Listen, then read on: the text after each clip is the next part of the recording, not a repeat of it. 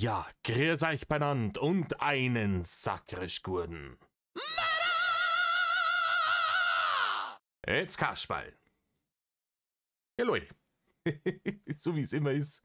Ja, fährt der Kasperl in Urlaub, dann übereignen sich die Überschlagnisse oder wie das auch immer war. Vorweg, das Kochvideo ist aufgeschoben, nicht aufgehoben. Ich werde das weiter behandeln. Ich schiebe jetzt bloß ein bisschen die aktuelleren Geschichten zwischen rein. Ne? Weil, wie ihr sicher alle mitbekommen habt, gibt es ein neues Bärchen.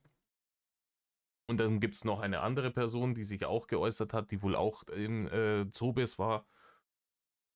Und bevor wir uns darum kümmern, hätte ich noch eine Frage an euch. Und zwar, wie gesagt, ich war jetzt die letzte Woche im Urlaub. Ich habe viel gesehen, ich habe viel erlebt. Ne, auch wenn ich allzu weit weg war, also nicht im Ausland oder so. Ich hätte geplant gehabt, ne, ein Video zu machen über meine Reiseerfahrungen. Das nennt man dann Reisevlog des Kaspers, der Meddler spricht.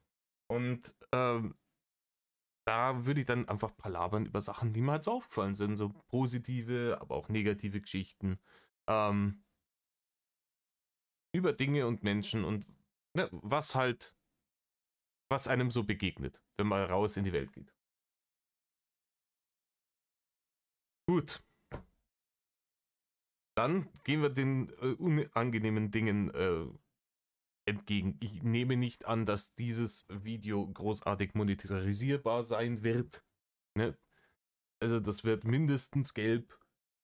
Dementsprechend kriegt er da eh wenig Werbung drauf, wenn überhaupt. Und wie gesagt, das mit der Monetarisierung hier ist eine Entscheidung, die ich getroffen habe. Ne? Macht mir das Leben ein bisschen leichter und das ist es. Wenn ihr sagt, hey Leute, ich schaue dein Zeug gerne und ich höre da gerne beim Schwachsinn labern zu, aber das ist mir die Lebenszeit nicht wert, dass ich da irgendwie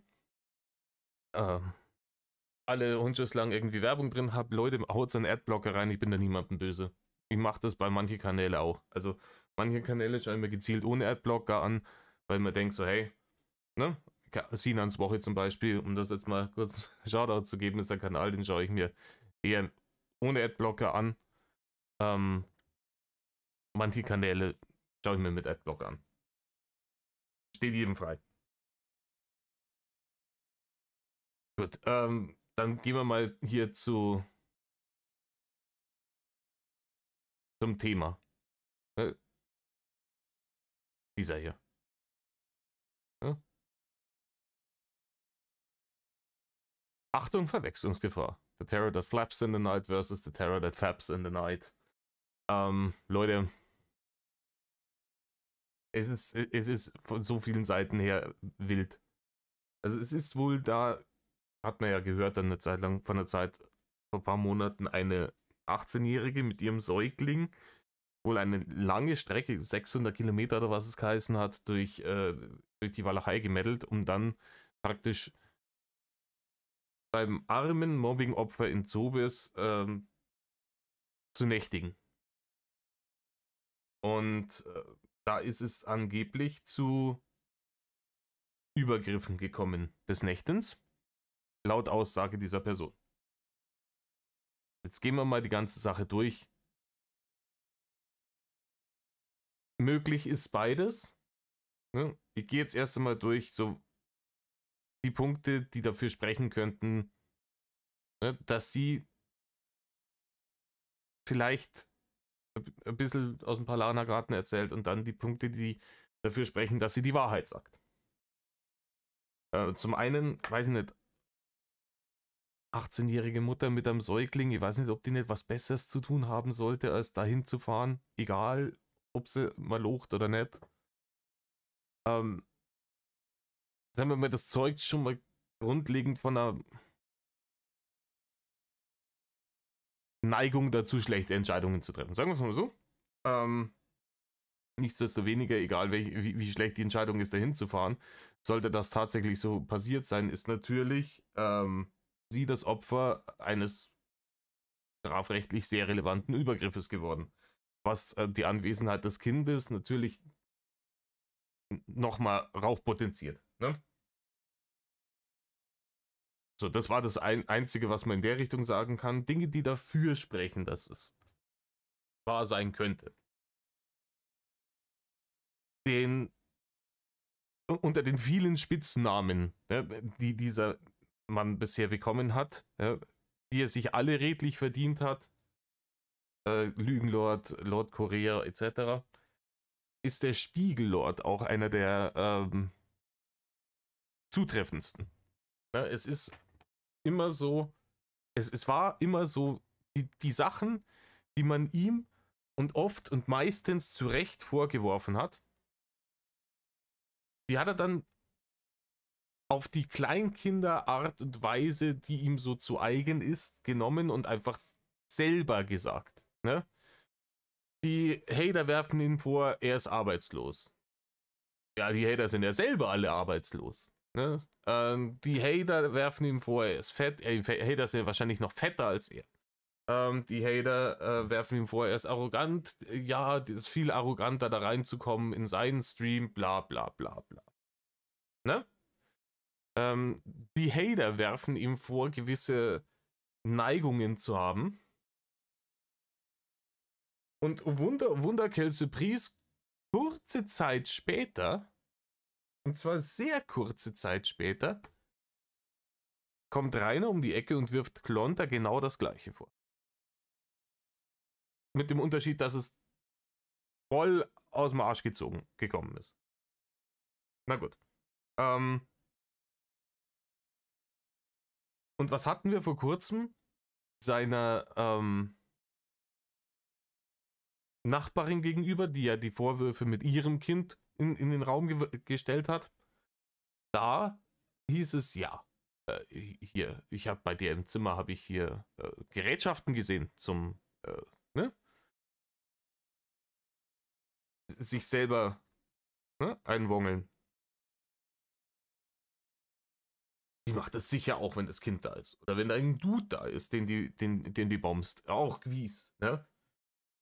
Und dann kommt kurze Zeit später jemand und sagt, ja, im Übrigen, ich war bei dem in der Butze und wir haben da gepennt im selben Raum. Und in der Nacht hat der angefangen, hier sich den Kasper zu schneuzen. Während ich daneben gelegen bin, mit meinem Kind. Ich weiß nicht, die Geschichten sind mir zu ähnlich, als dass das Zufall sein könnte. Das ist jetzt meine persönliche Meinung. Ne? Ich möchte hier auch niemanden vorverurteilen. Mitnichten. Ne? Aber ich habe jetzt ein paar Sachen gesagt, die dafür und dagegen sprechen. Ihr könnt euch eure eigene Meinung bilden. Mal diese wunderschöne Grafik, die habe ich euch jetzt vor dem Video extra noch hergestellt. So bin ich zu euch. Hochprofessionell mit Paint.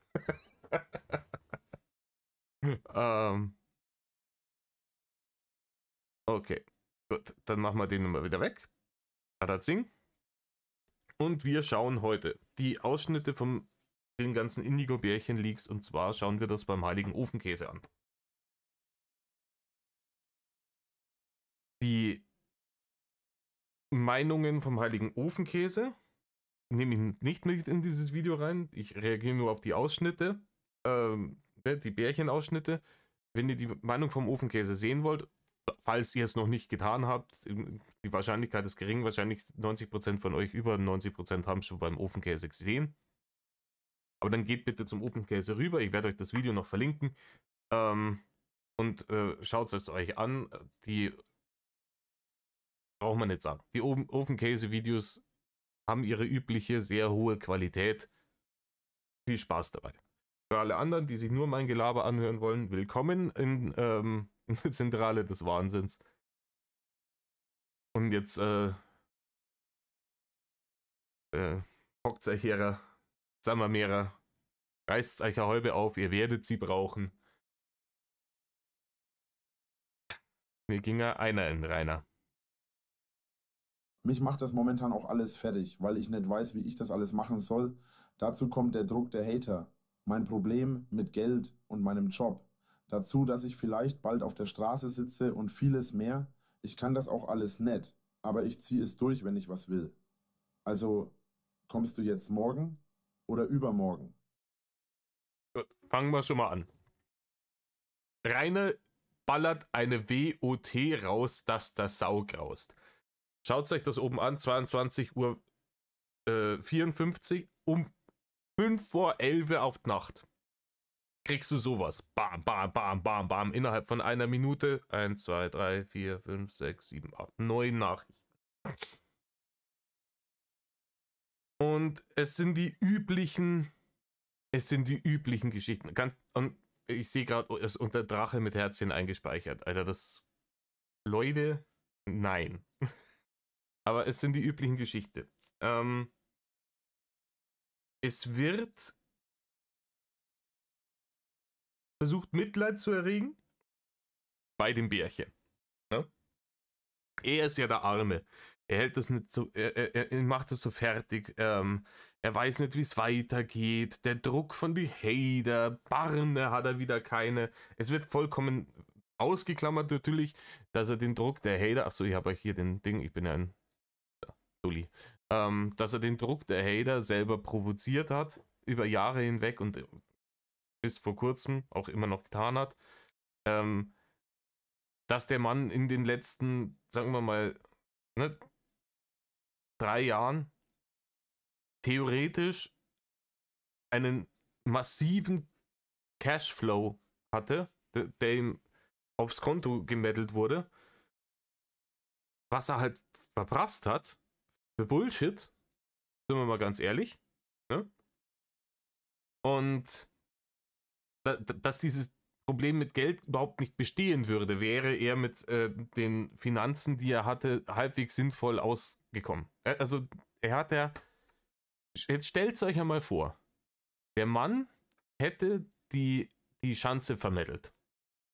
Und das Geld, was ihm dann noch übrig geblieben ist, nach Schuldentilgung und allem drum und dran, nicht in dieses brunstdepperte Auto gesteckt, sondern wird direkt nach Zobis gemeldet und hätte gesagt, was kostet das Zimmer bei dir? 300 Euro im Monat, einwandfrei, das machen wir. Kriege der Internet her, passt. Der hätte jetzt noch jede Menge von dem Geld auf dem Konto. Der hätte dann, dass er gemütlich sei YouTube machen können. Und wenn er sich nicht so sautdeppert angestellt hätte, 2022, wo sie den Kanal weggemeldet haben, dann würde der da drin leben wie Gott in Frankreich. Ja?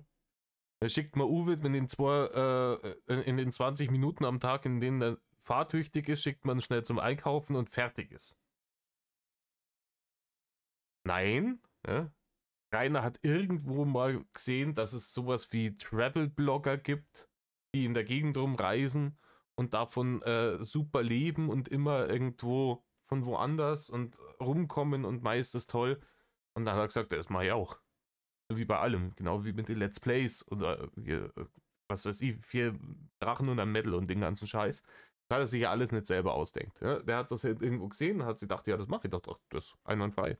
Ne? Dass er halt einfach schon in dem fertig gemachten Nest, das die Schanze war, eher nicht als doch überlebensfähig war. Trotz der Finanzen, die da stellenweise reingekommen sind. Und dass dann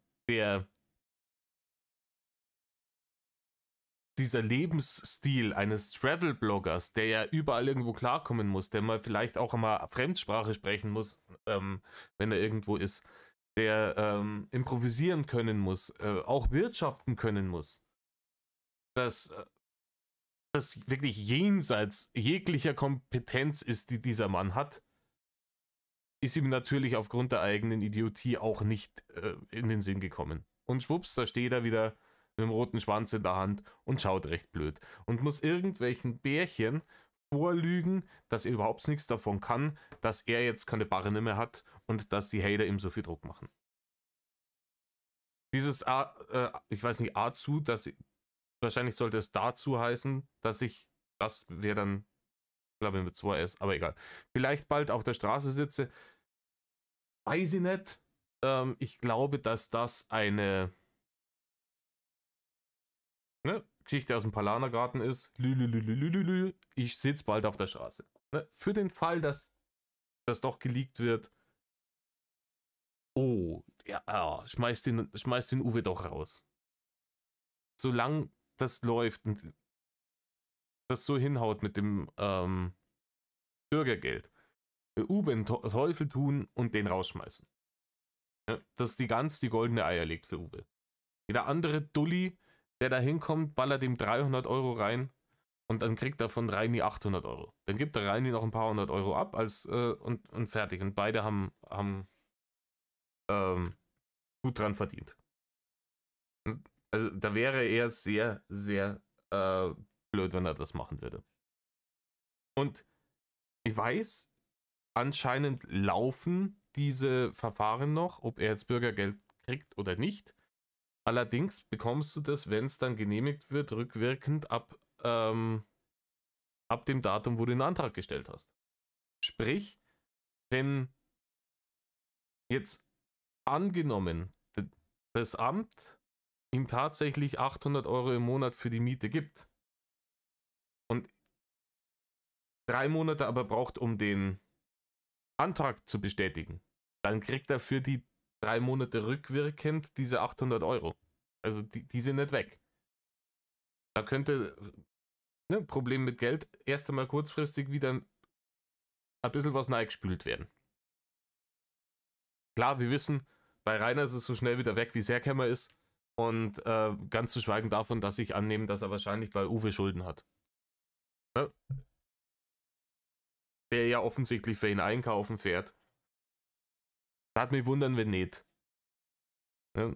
Wir hatten das in einem der letzten Videos, wo es darum gegangen ist, dass er bei irgendeinem Kumpel gepennt hat, ein paar Monate lang. Da, wo die Ranger-Verkaufsbarne wieder da waren. Und dann da praktisch mit Geld um sich geschmissen hat und gesagt, ja komm, da ist dann 100, da holen wir Monster von der Tanke und so Schmarrn. Ne? Und da, hier repariert er Auto, aber dann fahrst du mit da und da hin. Ne? So richtig schön großkotzig. Wo man dann auch dann wieder drauf gekommen ist, dann wundert es natürlich keinen, wo die Barne hingegangen sind. Ich rede schon wieder zu ihm. Weiter im Text. Ich sage dir was, ich komme übermorgen aber 100%. Ich werde diesen Tag ausruhen. Achso, ja,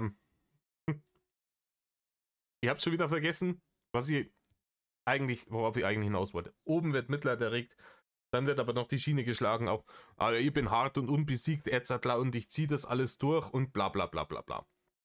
Und dann hat man diese komplette Mehr innerhalb von einer Minute runtergefrühstückt. Wie gesagt, 54 auf 55.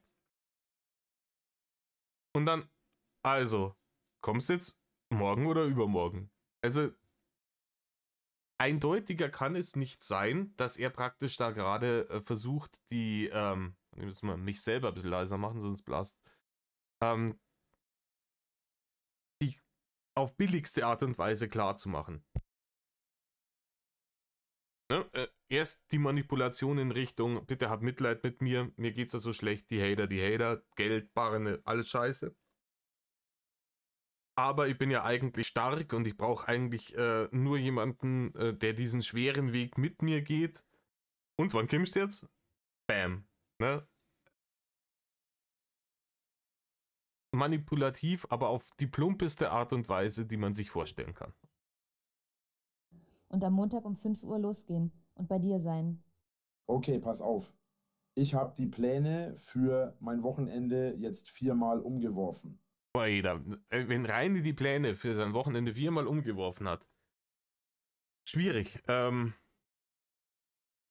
Es heißt, im Endeffekt ist die Reihenfolge dann verändert worden, oder? Wann wird gedattelt? Ne? Wann wird gekartuscht und wann wird 5 gegen Willi gespielt? Und wann gibt's Fressi? Das ist doch, was hat der Mann sonst für Pläne? Erzähl mir doch bitte nicht, dass der Mann große Pläne hat, dass der irgendwie auf ein Wochenende zugeht und sagt, boah, ja krass, nee, dieses Wochenende, da haben wir richtig was vor. Da habe ich was geplant. Ne? da, Party, ne? Haben wir einen schönen Grillabend mit den ganzen Freunden, die er hat. Nein. Ja. Oder macht einen kurzen Wochenend-Städtetrip-Ausflug. Ja. Keine Ahnung. Nach Leipzig mit dem Zug mit seiner Angebeteten. Nein, findet ja auch alles nicht statt. Ja, seine Pläne fürs Wochenende. Ne? Die Pläne, was werden wir denn dieses Wochenende wieder machen? Dasselbe wie jedes Wochenende, Reini. Es wird gewichst und gedattelt und gefressen. So, das ist doch das Ding, oder? Seine Pläne fürs Wochenende. Das sind Lach. Und vor allem, ganz ehrlich, das ist hier offensichtlich eine Viertelstunde später. Ne? Oder 20 Minuten später. Das eine war 5 vor 11, jetzt sind wir Viertel nach 11. Und er schlägt hier gleich so einen Ton an. Ne? Also erst so dieses bitte Mitleid haben und ich bin so stark und wann kommst du jetzt endlich? Und dann, okay, pass auf. Ne? Ich verzeih dir jetzt einmal, wie das läuft. Kommt unsympathisch rüber. Ich weiß nicht, wenn ich mit einer Mulle irgendwas ausmachen würde und die kommt mit, okay, pass auf, so und so läuft das jetzt. Weiß ich nicht, ob ich da noch hinfahren würde. Ne? Und ich habe die Pläne für mein Wochenende jetzt 4-mal umgeworfen. Wie gesagt, du traust dir nicht einmal bei der Haustür raus. Uwe muss für dich zum Einkaufen fahren. Erzähl mir nichts von den Plänen für dein Wochenende. Einmal am Donnerstag, einmal am Freitag, dann heute Morgen und jetzt heute Abend schon wieder. Ich mag sowas nicht. Einmal ist mir schon zu viel, zweimal lasse ich durchgehen, aber 4-mal? Ja, Reini, wenn dir einmal schon zu viel ist, dann lass halt einmal schon nicht durchgehen. Wenn du dann zweimal durchgehen lässt, und offensichtlich lässt du ja aktuell auch 4-mal durchgehen. Ne? Natürlich, weil Rainer denkt, und das hatten wir ja wohl, ich weiß nicht, ob das hier später noch kommt, Ofi hatte das, glaube ich, eingespielt oder erzählt, dass er wohl zu Uwe gesagt hat, ja, da kommt eine und da wird reingelunzt. Ne? Also, so viel zu dem Thema.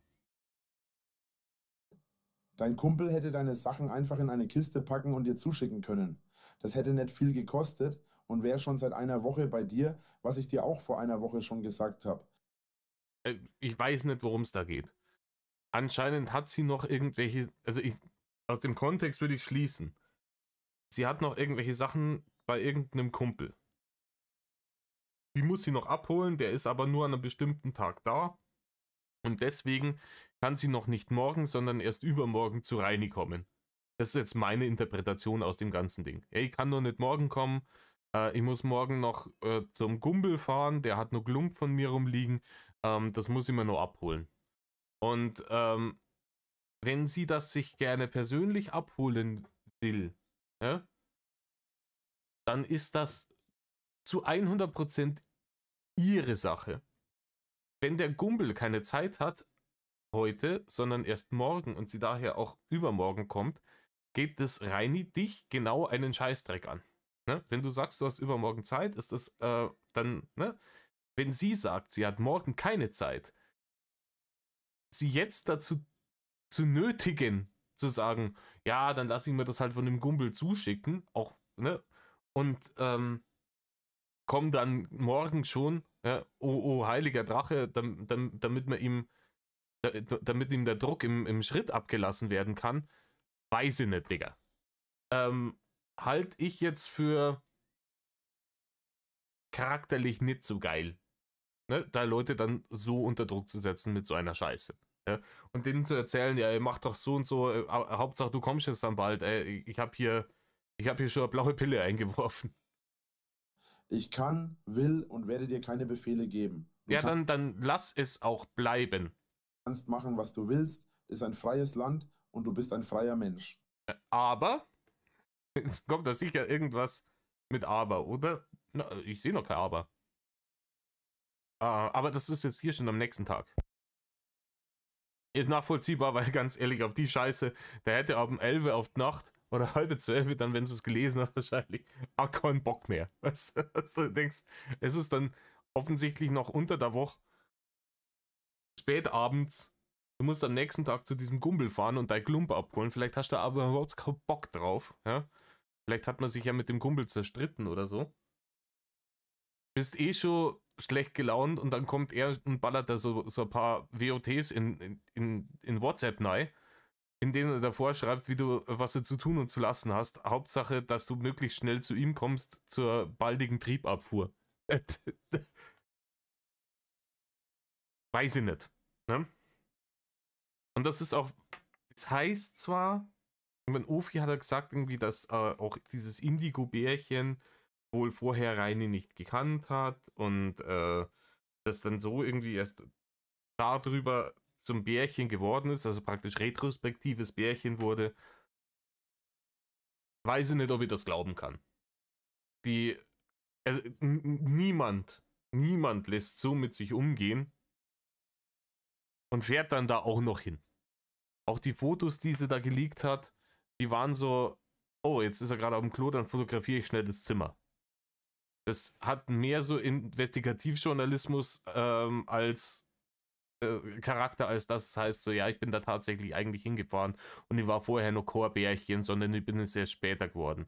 Ich glaube, die war schon ein Bärchen, wo sie den Kontakt zu Reini aufgebaut hat. Aber sei es wie es ist, ne? Das ändert ja an der Widerwärtigkeit seiner Person in der entsprechenden Konversation nichts. Ne? Das weiß ich doch. Ich hoffe nur, dass du mich auch sehen willst. Das habe ich dir bereits gesagt. Nur als kleine Warnung vorab, solltest du morgen wirklich kommen. Erwarte nicht zu viel. Ich werde jetzt nichts groß vorbereiten. Hab keine Lust wieder anzufangen und enttäuscht zu werden. Ja, Reini, dann lass es. Deine Enttäuschung ist ein unausweichlicher Bestandteil des Lebens. Und dass man sich auf ein Date freut und das dann kurzfristig abgesagt wird, das passiert jedem Menschen und wahrscheinlich, und ich weiß, es ist unangenehm und einmal ist zu viel eigentlich, was? Aber das passiert nun mal. Es ist mir schon passiert, das ist, glaube ich, jedem schon mal passiert. Man hat sich auf ein Date gefreut, man hat was ausgemacht, das ist kurzfristig abgesagt worden und dann ist man halt nett. Ne? Jetzt gibt es normale Leute, die sagen, ja, okay, keine Ahnung, dann verbringe ich den Tag halt anders, dann unternehme ich halt selber was oder keine Ahnung, ich reaktiviere irgendwie irgendwas und ich schreibe in WhatsApp rein, hey Leute, mein Date heute ist ins Wasser gefallen, wie schaut's aus, wer ist unterwegs, Stammkneipe, Bier, was weiß ich, Fußball schauen, irgendwas. Ja? Und eine Sekunde, ich habe hier gerade ein sich beschwerendes Miets. Miep, hat er gesagt. Damit muss man lernen umzugehen. Aber wir wissen, Frustrationstoleranz ist beim großen Lord eher weniger gegeben. Weiter im Text. Okay, ich werde da sein. Du wirst sehen. Und ganz zu schweigen davon so, ja, du kannst schon kämmer, aber dann wird halt nichts passieren, also außer Bomsen, weil ich keinen Bock habe, dass ich irgendwas vorbereite. Wenn du hunderte Kilometer durch Deutschland fährst, ins ostdeutsche Hinterland, ja, in die Wolfschanze, und dann, wenn du da kommst, dann darfst du mir zu Willen sein und ansonsten erwarte nichts. Weiß ich nicht, ne? Klar, da in Sobis wird man nicht so viel Unternehmer kennen, aber dass man sagt, wenn es kommst, wir haben dann einen Tag oder 2 Tage Zeit, dann setzen wir uns irgendwie in Zug rein und dann fahren wir in irgendeine nächstbeste Stadt und schauen uns irgendwas an oder sowas. Oder, was weiß ich, irgendwas, aber ist ja wurscht. Geht's los, da gibt es nichts. Könnte nur sein, dass sich auf dem Weg zu dir was verändert und der Zug verspätet ist oder so. Kann sein, dass ich 2 Stunden später da bin. Aber ich werde dich nicht enttäuschen. Ich bin gespannt.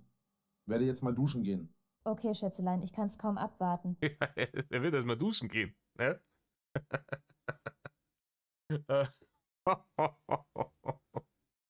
Hacke oder C, Leute. Hacke oder C. Und auch dieses, okay, Schätzelein, ich kann es kaum abwarten. Keine Frau, die nur ganz normal im Kopf ist, die davor nicht schon ein Bärchen war, würde ihm sowas schreiben. Das ist ganz ehrlich, nach dem Text und schreiben, was, dann leck mich doch am Arsch. Ja? Ich hab's nicht notwendig, zu dir Deppen nach Zobis zu meddeln, wenn ich mich schon vorher so dumm von dir anmachen lassen muss. Schleich dich und nicht okay, Schätzelein. Ne? Weiß ich nicht. Falls du morgen kommst, kannst du mir ein Pack Zucker mitbringen? Die habe ich schon gehört. Aber das ist immer wieder geil. Ich glaube, der Running Gag, der wird irgendwo im Regal des Drachengames stehen, direkt irgendwie neben 100 Sachen 80. Ja? Da wird das ungefähr irgendwo zwischen 100 Sachen 80 und warum? Da wird irgendwann ein Pack Zucker mitbringen stehen. Und sich da denkt, Kollege, du bist morbid, adipös, du wiegst über 200 Kilo, hast permanent Wasser in die Haxen, desaströser gesundheitlicher Zustand aufgrund von massivem Übergewicht. Und das Wichtigste ist, dass nur Backel Zucker mitbringt. Ich weiß es nicht, wie es bei euch ausschaut, aber gut, bei uns gibt es selten süße Sachen, wir backen an nicht viel. So ein Backerl Zucker langt bei mir Jahre. Wirklich Jahre. Da kommt, wenn, man muss ja immer so, in deftige Gerichte muss ein bisschen Süße immer mit rein und deswegen, manchmal kommt da kleine Prise Zucker irgendwo mit rein, aber Ewigkeiten langt das bei mir. Ne? Boah, Schätzelchen, bring ich schon nochmal Zucker mit. Damit mir das Wochenende nicht ausgeht. Oh, meine Fresse, Alter. So, und hier gehe ich. Da haben wir jetzt Ofi wieder. Vielen Dank, Ofi, für ne, das. Jetzt hier. Ne?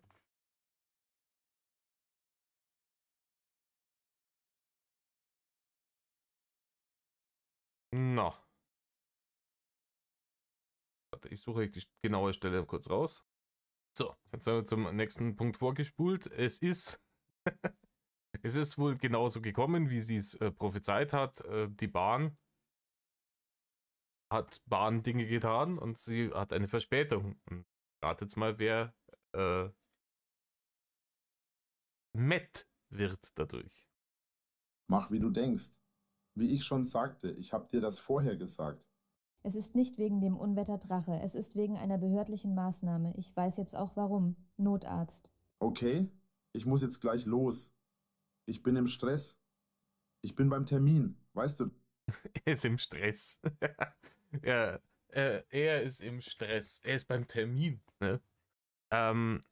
Ich glaube, da geht es um den Termin, wo man ihn auch gesehen hat, den ne? Jobcenter-Termin. Sprich, wenn es hier 8 Uhr in der Früh ist, 20 nach 8 grob, und er ist beim Jobcenter, geht es hier schon um den Freitag. Also ist die praktisch freitags schon angereist. Ne? Doch. Und ich habe dir schon gesagt, dass ich warte, bis du hier bist. Dass ich mich freue, siehst du dann. Und spürst es hoffentlich auch. Leute, Reini. Dass ich mich freue, siehst du dann und spürst es hoffentlich auch. Alter.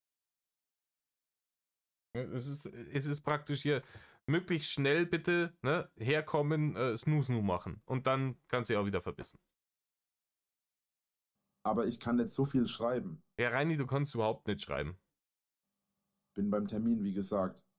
Und wurde schon erkannt. Hoffe, es kommt nicht raus, dass ich hier bin. Ja, Rainer, wenn du erkannt wurdest, dann ist es auch rausgekommen. Wie gesagt, ist ja auch. Aber er kann nicht so viel schreiben. Das schreibt er in der 1, 2, 3, 4, 5, in der 6. Nachricht in einer Minute. Mords-WOT wieder rausballern, aber er kann nicht so viel schreiben. Dann kann ich mich gleich begraben lassen. Ich bin um spätestens 10:15 Uhr wieder zurück. Dann habe ich auch Zeit. Hoffe, das ist jetzt genug Text. Ja, Reini, es ist zu viel Text. Ne? Es war zu viel Text schon von Anfang an. Ne? Gut, ich mache nochmal kurz Pause hier und gehe weiter zum nächsten Punkt. So, kurze Zusammenfassung. Sie war dann in Zobis und hat natürlich die Annäherungsversuche, die plumpen körperlichen Annäherungsversuche vom Lustlord abgewehrt. Worauf dann da die Stimmung ein wenig neutral geworden ist. Und dann hat sie sich wohl aus diesem Zimmer, wahrscheinlich auch aus Selbstschutz, zurückgezogen und hat unten mit Uwe gequatscht. Wie gesagt, ich finde das immer, was die dann immer erzählen, die haben dann immer einen kranken Onkel oder irgend sowas, das ist schon sehr bärchenhaft. Ne? Irgendwelche solche Storys dann immer erzählen. Weiß nicht. Ne? Kann natürlich auch sein, hört sich für mich an wie bei jedem anderen Bärchen davor auch. Ne? Man erzählt ihm genug, um ihn spitz zu machen, damit das wenige Blut, das sich noch im Gehirn befunden hat, dann auch seinen Weg woanders hingesucht hat und dann erzählt mir irgendwas von einem kranken Onkel, um dann nochmal so Ausrede zu haben, warum er dann ganz schnell weg muss im Notfall, wenn es einem zu brenzlig wird. Man ist nachvollziehbar, versteht es mir nicht falsch, aber es ist halt sehr bärchenesk und zwar halt auch schon im Vorfeld, weiß ich nicht. Aber natürlich, Reini kriegst du mit sowas trotzdem immer wieder, weil er will es ja glauben, dass es echt ist. Ne? Und ich weiß nicht, warum er das nicht checkt. Jedes Mal wieder bei jedem Bärchen derselbe Krampf.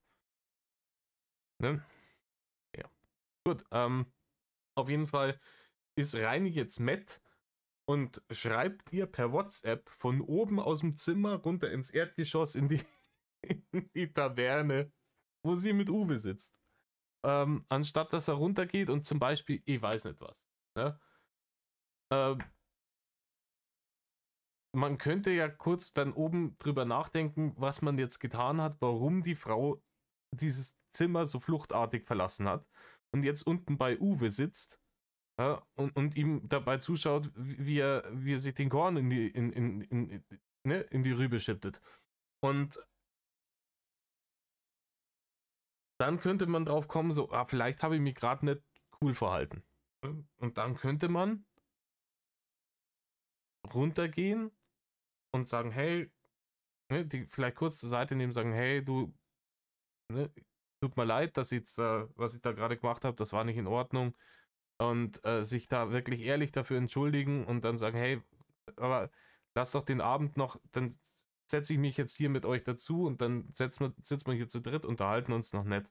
Und ne,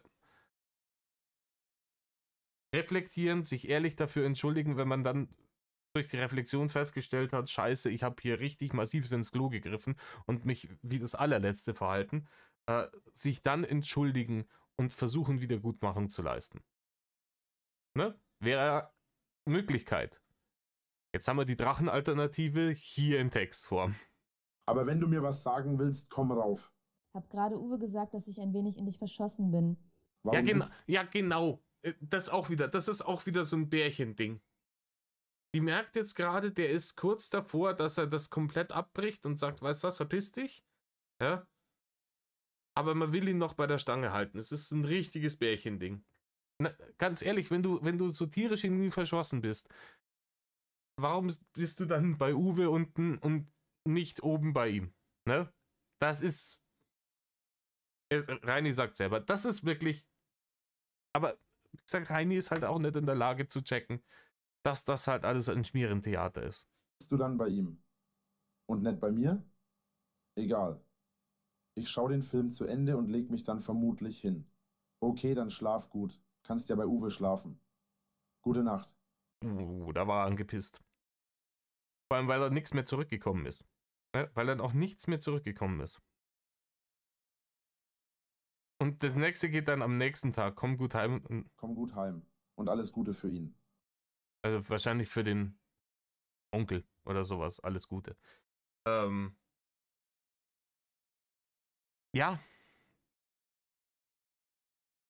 Wie gesagt, die wird halt auch gemerkt haben, so da oben ist es mal ein bisschen zu brenzlig.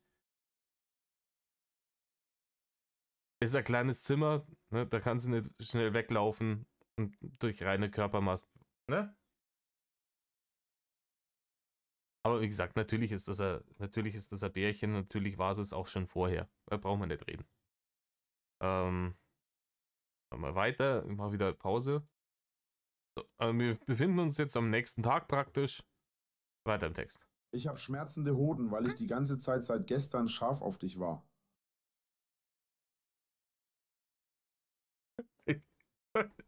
Ich sehe das nicht zum ersten Mal, aber ich finde es immer wieder geil.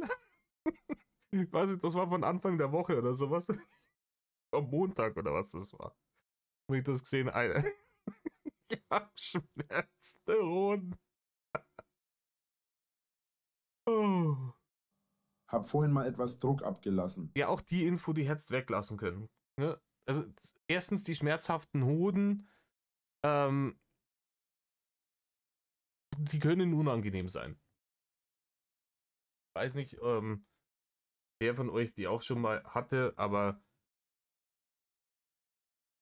gerade als Teenager ist es ja schon so bei den ersten Freundinnen, sexuellen Erfahrungen, die man so macht, dass es halt nicht immer gleich zur Sache geht so. Ne? Es baut sich auf, man lernt sich kennen, dann kommt man sich immer mal wieder ein bisschen mehr näher. Und es kann natürlich sein, dass da hohe sexuelle Erregung entsteht, ohne dass dann praktisch danach tatsächlich zum Akt kommt. Und ja, ich habe das auch schon mal gehabt, dass ich blaue Eier gehabt habe. Das ist unangenehm. Ja, aber da kann jetzt sie aber überhaupt nichts dafür. Aber gar nicht. Ne? Und Reini, es wäre ja nicht so gewesen, dass du nicht jede Menge Zeit gehabt hättest, als sie dann stundenlang bei Uwe unten saß, dass da oben ein bisschen 5 gegen Willi spielst, um den Druck abzulassen, dann wäre vielleicht ein bisschen mehr Blut auch mal wieder zwischen die Ohren gelandet. Ja? Dass du ein bisschen klarer hättest denken können. Aber das jetzt so hinzustellen, als wären deine blauen Hoden ihr Problem,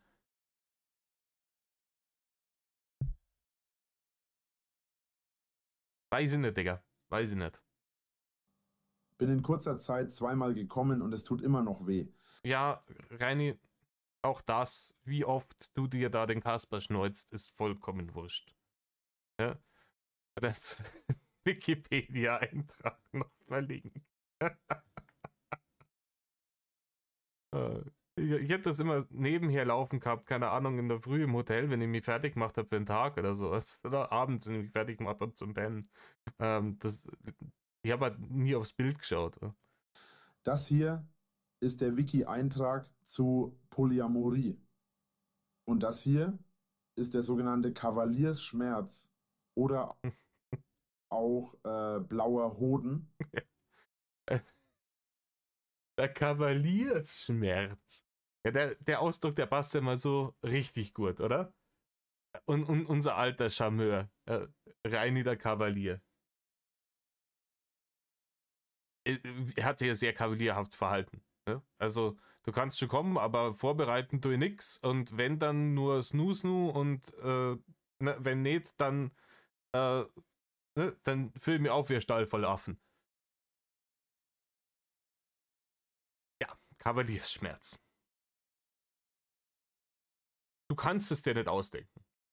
So, nächste Konversation. Da geht es praktisch jetzt dran, ob nochmal ein Besuch stattfinden soll oder nicht. Let's go. Ich habe vollstes Verständnis für deine Situation mit deinem Onkel. Nein, Rainer, hast du nicht. Nein, hast du nicht. Der Onkel, scheißegal, ob er jetzt denn auch wirklich existiert oder nicht, ist dir geschmeidig, geht dir geschmeidig am Arsch vorbei. Du bist der Meinung, die hat zu dir zu kommen und dafür zu sorgen, dass du keine Kavaliersschmerzen mehr hast. Und das ist es. Ja? Verständnis hast du für genau eine Person und die bist du selbst. Aber gerade da hätte ich erwartet, dass du die Nähe von mir anstelle von Uwe oder alleine vorziehst. Nein, ja, was, wie? Ach, weil sie sich dann an deiner starken Schulter ausweinen kann. Natürlich erst nach dem Koitus. Ne? Da kann sie sich dann ausweinen beim starken Drachen. Ne? Nein, Rainer, nicht unbedingt. Also, klar, dass man Nähe sucht und Leuten und jemanden zum Reden. Ja, das verstehe ich. Aber wenn die Bedingung dafür ist, dir vorher erst einmal bei der Triebabfuhr zu helfen, dann ist das mindestens emotionale Erpressung, oder? Ja, ich bin schon für dich da, aber da muss halt vorher was für mich machen, so ungefähr. Das ist höchstgradig ekelhaft. Das ist höchstgradig ekelhaft. Und dass da dann die Leute keinen Bock mehr auf dich haben, das wundert halt auch keinen Menschen. Also überleg dir, was du willst. Ich will jedenfalls nicht nur ein Zwischenziel sein, weil du zufällig auf der Durchreise bist. Ja, Rainer, du wärst es da schlecht aussuchen, Kenner. Wenn es halt so ist, dann ist es ja so. Also angenommen, die ist tatsächlich davor kein Bärchen gewesen, sagt, was ich nicht glaube, dann kannst du doch schon froh sein, wenn die überhaupt sich denkt, weißt was, der kranke Onkel wartet auf mich, ich fahre da direkt hin und mach nicht nur vorher den kurzen Schlenker über Zobis zum armen Drachen, damit er mit seinen Kavalierschmerzen helfen kann. Ja, also ist doch eigentlich positiv von ihr, dass sie überhaupt da noch vorbeigefahren ist. Wenn es denn tatsächlich woanders einen kranken Onkel gibt, der wirklich so schwer krank ist, dass man hinfahren muss. Ja, weil man Angst hat, dass er es vielleicht nicht mehr lang macht. Ich weiß nicht, wenn ich wirklich einen mir sehr nahestehenden Verwandten hätte und ich möchte ihn besuchen, weil er schwer krank ist, dann fahre ich vorher nicht in Zobis vorbei. Entweder kommst du mich besuchen oder nicht. Deine Sache. Ich glaube offen gesagt auch, dass ich mehr wert bin als ein Zwischenstopp auf dem Weg zu deinem Onkel. Darüber lasst sie streiten, Rainer. Ob das denn so ist. Ne? Ob wir den Rainer vielleicht ein bisschen lauter machen. Aber es ist alles KI, es ist nicht wirklich Rainer. Ne? Aber, naja. Da seid selber schon drauf, Kämmer. Aber, ja. Nee, Rainer, darüber. Wer da jetzt wie viel wert ist als was. Ne? Zumal du wieder was versprochen hast und das gebrochen hast, genau wie vor einem Jahr. Ich mach sowas nicht ewig mit. Rainer, du machst es offensichtlich schon seit einem Jahr mit, also machst es dann doch ewig mit. Und die Frau hatte überhaupt nichts versprochen. Die hatte versprochen, dass sie zu dir nach Zobis kommt und das hat sie getan. Ne? Keine Ahnung, es kann natürlich sein, dass andere Texte hier noch unterwegs sind, ne, die jetzt in dem Video nicht behandelt werden, wo drin steht, natürlich komme ich und dann gibt's Snoo. Aber auch dann, Reini, ist es durchaus im Bereich des Möglichen, dass eine Mulle sagt, ja, ich komme und es gibt Snoo. Und ich weiß nicht, keine Ahnung, die Bilder, die sie von dir gesehen haben, haben alle, ich weiß nicht, wie viele tausend Diggity-Doggity-Filter oder sowas drüber gehabt. Und sie steht dann tatsächlich vor der 250 Kilo Pracht und sagt, na du, ich hab's mir anders überlegt. Ich will doch keinen Snooze nur mit dir haben. Ja. Spricht mir optisch nicht an und die anderen Sinne sind jetzt auch nicht super begeistert von der ganzen Geschichte. Und ich möchte doch nicht Snooze machen, dann hast du das auch zu akzeptieren. Scheißegal, was da vorher irgendwie verabredet worden ist.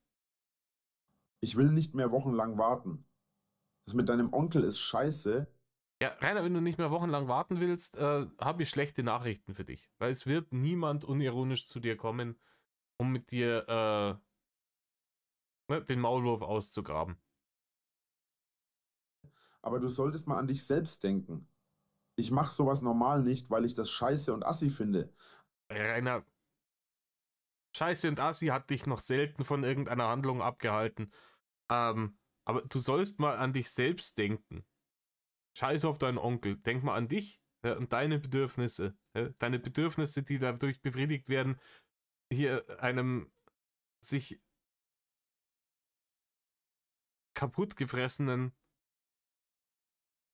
Typen hinzugeben, der dich manipuliert seit einem Jahr anscheinend. Und der sich so wie vorher dir gegenüber verhalten hat. Denk mal an dich selbst. Reine.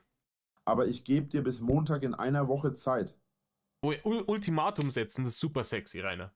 Ein Ultimatum zu setzen ist auf jeden Fall der todsicherste Weg, dass man irgendwo an eine Mulle ran darf. Das hat ja schon immer funktioniert. Weil das jeder Mensch gerne mag, wenn ihm einfach grundlos von irgendwelchen Leuten, die man kaum kennt, Ultimaten zum Sex gestellt werden. In so einem Ton. Ey, unfassbar. Unfassbar. Und der rechnet sich da wirklich Chancen aus. Wenn du bis dahin nicht hier bist, es sei denn, es passiert etwas extrem Schlimmes, dann bin ich damit durch. Also okay. Du kriegst jetzt 1,5 Wochen Zeit. Ne? Und wenn der Onkel dann noch lebt und du bist nicht hier, dann aber. Dann bekommst du nicht mehr das Vergnügen der Kommunikation mit mir. Und ich habe diese Scheiße schon vor einem Jahr durchgemacht. Ich mache das nicht nochmal. Entweder oder. Rainer, du machst es gerade. Deine Entscheidung wie schon vor einem Jahr.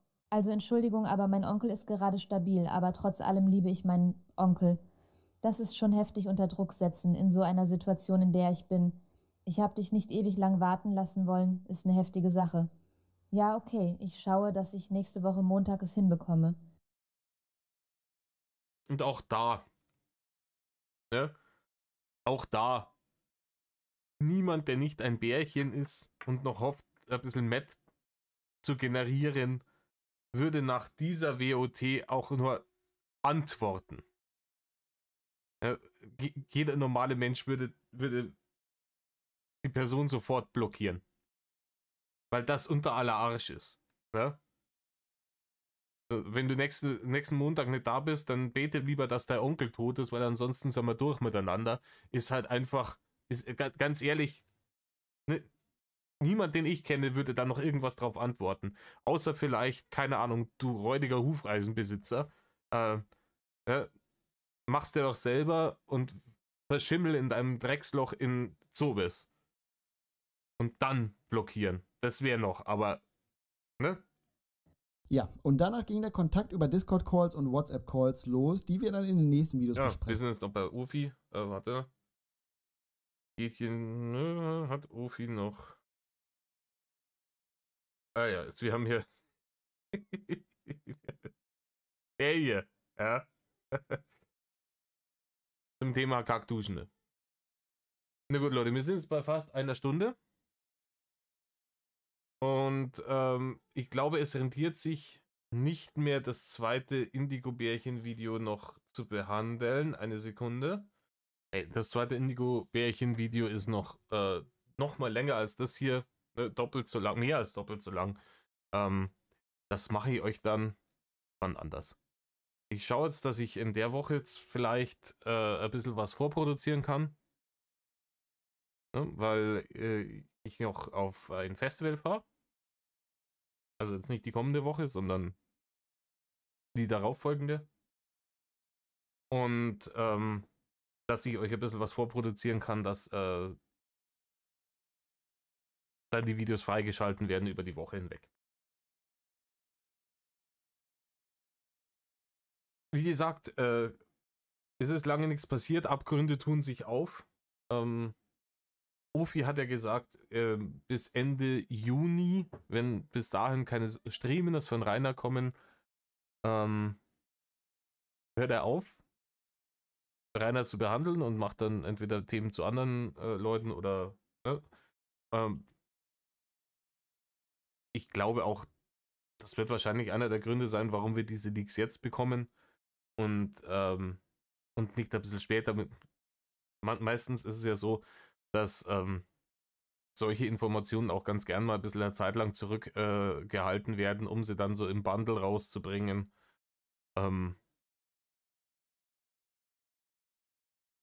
Ist gut für uns. Wir werden es sehen, was da noch kommt. Wie gesagt, ich glaube, die Reihe ist auch noch nicht ganz beendet bei ihm. Ich werde die jetzt so Stück für Stück auf die Art und Weise weiter behandeln, dass sie die entsprechenden Ausschnitte nehmen und ich da meinen Senf dazu gebe. Wie gesagt, ich verlinke euch das Video vom Ofi unten drunter. Das könnt ihr euch, wenn ihr es noch nicht gesehen habt, gerne noch anschauen. Seine Kommentare sind auch sehr gut zu dem Thema. Und bleibt mir nicht viel mehr zu sagen, außer tut nicht, was Rainer tut. Bitte, bitte, bitte tut nicht, was Rainer tut. Und Medlov,